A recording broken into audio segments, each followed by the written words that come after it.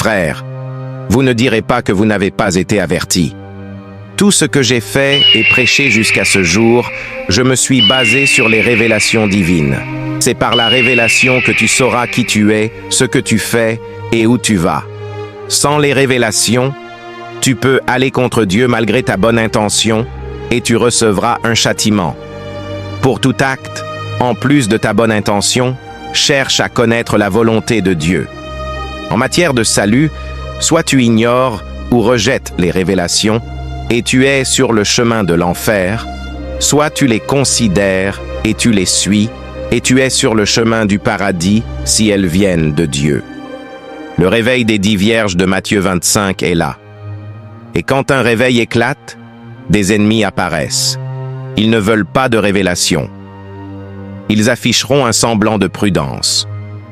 Les ennemis, ce sont les partisans de la démocratie. Ils ne veulent pas du règne de Dieu. Les ennemis ne comprennent pas les révélations. Mais à un moment, ils se refroidiront.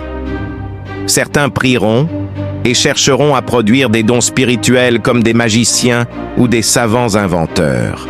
D'autres chercheront à savoir ce qu'ils doivent faire pour recevoir le Saint-Esprit et les dons spirituels. Quand tu as un don spirituel, ce n'est pas à toi de pousser Dieu à t'utiliser. Reste dans les limites du message et marche selon les révélations que Dieu te donnera. La marche dans la maturité, c'est par le moyen des rochers, qui sont les révélations.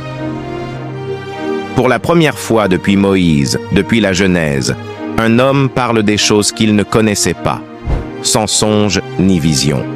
Et que celui qui a des oreilles pour entendre, entende, car le Dieu des esprits des prophètes a parlé.